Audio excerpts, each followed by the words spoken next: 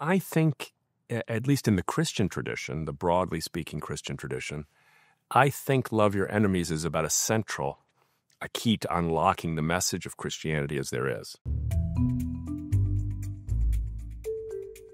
I'm not a theologian, but I believe that the central consciousness-shifting challenge of Christianity is to become a person who sees no enemies, who sees the love of God everywhere. So my view is that we've kind of sidelined that part of the message sometimes, all of us. I don't mean any one particular tradition.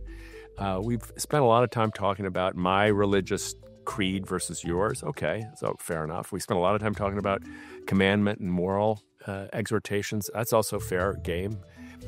But we don't spend too much time talking about how to love your enemies. And it seems to me that right now, that's the superpower we need. Our politics is tearing our country apart, not because of differences of opinion, but because of contempt and hatred. This is one of the challenges we face. It feels good to lash out at someone when they've done something to hurt you or something to offend you or something that you disagree with. It feels good in the moment. It almost always backfires. Contempt creates an enemy for your cause, whether that cause is healing a problem in your marriage or healing a problem in the country. So if you want to make things worse, use contempt to describe the person you disagree with. If you want to make things better, if you want your side to prevail, this is almost invariant across all the research and common sense too. Treat the other person with dignity, state your case based on facts, policies, outcomes, figures, experiences. Don't attack the other person's dignity. You got a better shot. So we formed a group of people across political and racial and cultural divides to try to identify one thing we could do to reduce the tensions in our country and reduce the chance of violence and increase our capacity to solve problems. What we came up with was promoting dignity. But everybody said, well, you can't promote dignity. That's a soft thing. Nobody votes for dignity.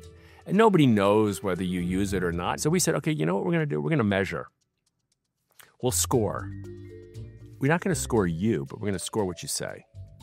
And if you talk about your opponent in a hateful way, you're going to get a 2 or a 1. If you talk about your opponent with dignity, you're going to get a 6 or a 7 or an 8. So we built a scale that's objective. A person who's very left, taking a piece of text from President Trump or former President Biden, would score it the same as a person who's very right, because it's an objective way of distilling just one thing: how that person in that speech treats his, or in some cases, her opponent, her counterpart. So we've said, so maybe scoring is a way of actually creating a discussion. Not about, I hate Trump, I love Trump, I hate Biden, I love, whatever, all those things. Not about that, but about how we're treating each other. Because once you start talking about how the politician treats his or her opposite number, pretty quickly you start to ask yourself, how am I treating people I disagree with? How do I talk about those people when I'm at my own kitchen table, when I'm at the water cooler, when I'm talking to my spouse, my children? How do I talk about my spouse when I disagree with him or her? Am I using contempt when I'm in a dispute or in a disagreement with someone I love and care about? Frequently, we find when people see the capacity to score, they also see the capacity to change. When we pull out the index and we show it to people, what happens is the contempt that was hard not to use becomes contempt that you don't want to use. So it's hard to spot when you use it. It's hard to use once you see it. So the index seems really simple. If you downloaded it, we have these copies of it. We hand out everywhere we go. They're free. You can download it for free. If you downloaded it, the average person takes about 3 minutes to look at it. And they go, oh, I get this. I know it. And I say to the average person, you just said something about Governor Cox. Score yourself. Don't score him. Score yourself. The way you characterize him. And if you're like, well, I'm against him. It's us versus him. I mean, he's the problem in the country, in the state. What he's doing is really bad for everybody. Okay, how do you score yourself? That's a 3. All right, 3. Wow, I don't want to be a 3. That's low. And the next thing you know, the person looks around and goes up, this is a 6. We always talk to the other side, and almost intuitively people say, well, I do want to hear his point of view, and I want to understand. There may be some things we have in common. That's a 6.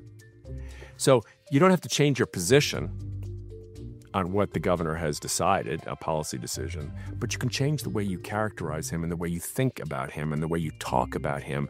And what that does is actually helps you become clearer on what's most important to you.